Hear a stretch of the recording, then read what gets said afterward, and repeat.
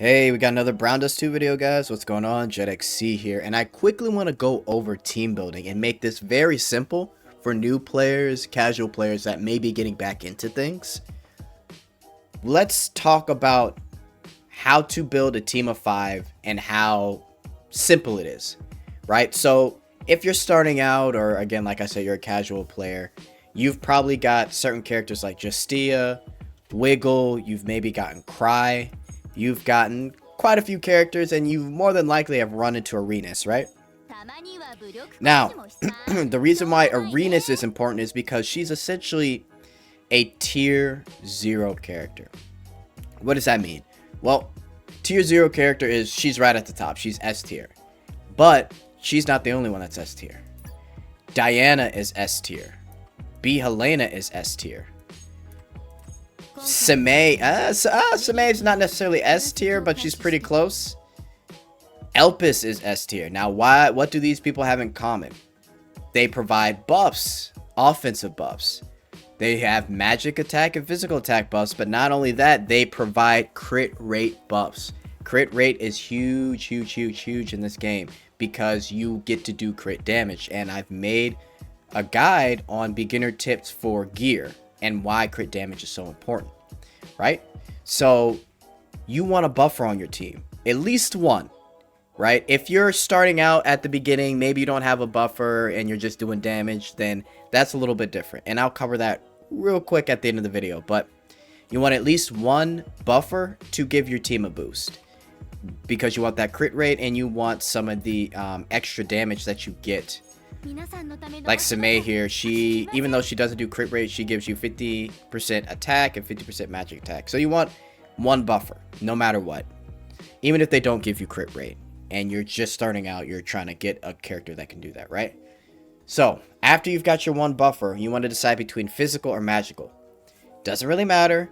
Most people have physical because when the game started, there were just more physical characters that were better than magical units. But this second quarter of browndust 2, we will be getting nothing but magic users for the next couple of patches, honestly.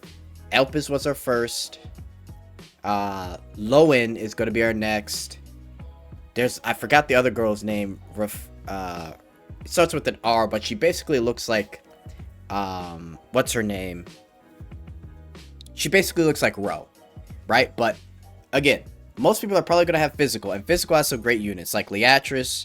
Rubia, she's okay. I mean, Sylvia, I think is a little better. But with the extra costume that Rubia's gotten, I think she's pretty fun. And of course, everyone's going to have Justia no matter what. Cry, people are going to have. Arenas, like I said. So if you have a mix of magic and I was about to say fire and physical, that's fine too. Just make sure whoever does the highest damage on your team, make sure, let's say it's a physical, make sure you have Arenas so that unit can get a attack buff along with the crit rate buff. But magic users will get that crit rate buff no matter what. It's not specific to physical versus magic. So if you're physical, go physical. Magic, go magic. If you got both, that's okay. Just make sure the highest damage dealers are getting a lot of the buffs. And if it's crit rate, it doesn't really matter. Everybody's going to get the buff. Lastly, like I mentioned, if you don't have a buffer, you just want to go with the team that best suits you, your strongest characters.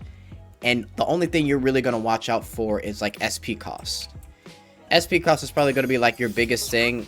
Like, you just want to make sure that whoever you're going against, you know the skill of your character and you manage your SP really well.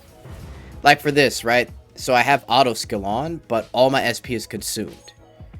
So if you take a look, obviously with a buffer, you want to start them first.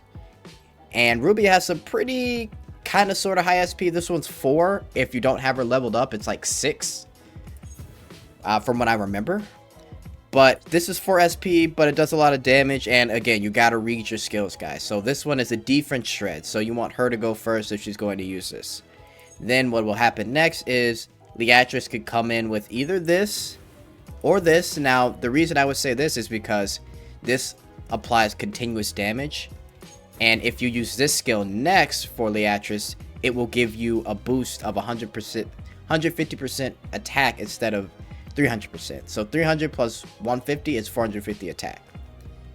Sylvia, you know, she's got her one skill that will increase attack by 200%. So any costume she uses after this skill will give her an attack boost, right? So again, a lot of this comes to you guys reading up on your skills. You have to read up on this stuff. So, yeah. Just make sure when you're in a team and you're doing PvE content, you're really paying attention to your SP consumption. So I'm just going to run through this real quick, just for a little demonstration on how important just a single buffer is. Now, this is chapter 12, so my units are pretty beefy. So make sure you're adjusting your characters properly, obviously. And again, this is about team building. So I'm talking a little bit about team formation as well here.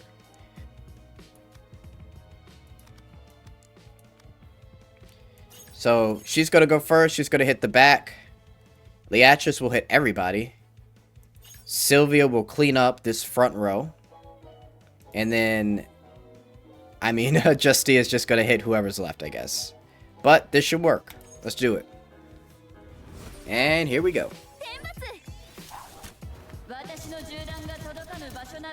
Armor shred.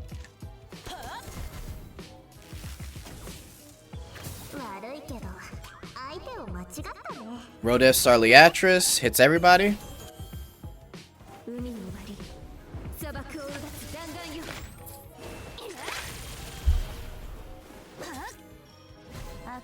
Boom. And that was that. And if you didn't notice, that guy died to the continuous damage that Leatrice did from her Rodef Star costume. Now, when you really understand team formation and team building, you'll be able to one-shot a bunch of teams doing this easily. So, one last thing I'd like to say. If you're going through really hard content, then you're going to want to do double buffers. And the reason why double buffers are important is because they provide you with more crit rate, depending on who you use. So let's just say I want to use B. Helena. Let's read up on B. Helena. Now this is +5 B. Helena. So again, depending on where you have her, if you've got her at, if you just got her, she's going to give you 25% crit rate. If you have her plus, if you have her +5, she'll give you 50%. But she does give a boost of magic attack at +2.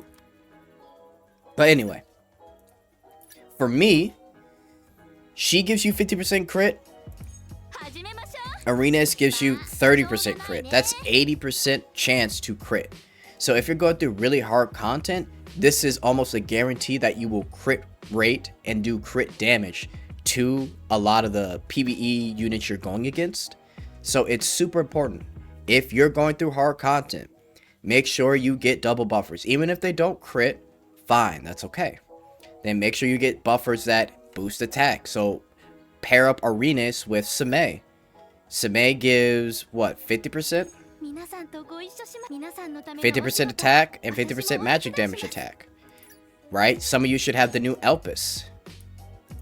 Wow, Angelica looks just like Elpis. Holy crap. Where's Elpis at? Here she is.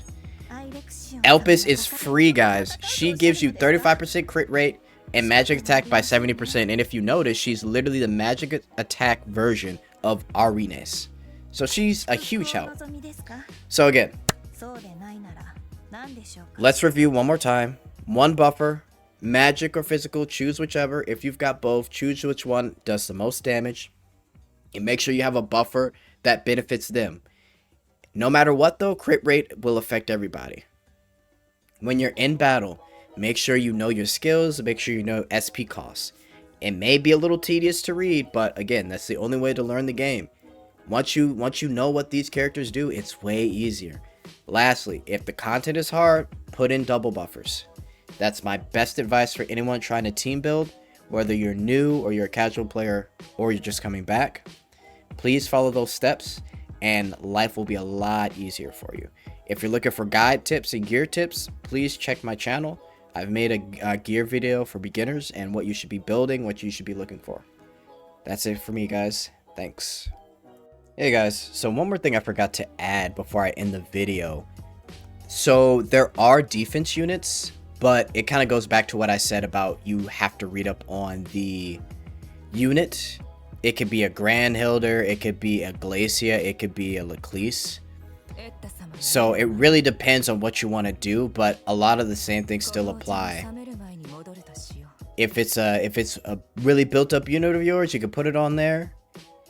If it's a unit that has a good amount of SP and what I mean by good amount of SP is maybe it's anywhere between 1 to 3 SP, then that's pretty good to put on a team of 5.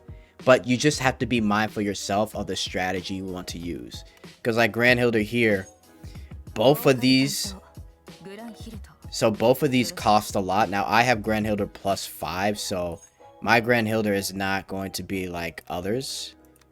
Right? So over here, SP is 6. And I have her at 5, and the reason she's at 5 is because I also have her potential built up to where SP consumption is down. Didn't bother doing these, but I'll eventually get to them.